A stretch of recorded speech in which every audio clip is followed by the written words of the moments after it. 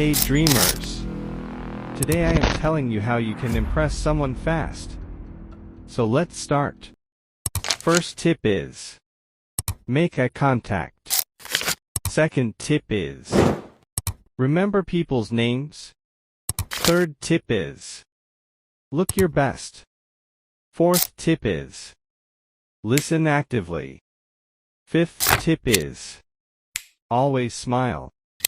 Sixth tip is have confident posture.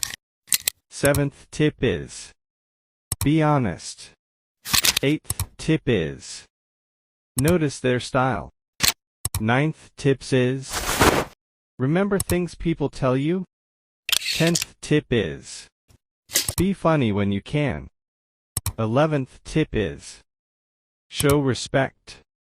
12th tip shows you are a caring person. For more informative content, stay tuned with us. Thanks.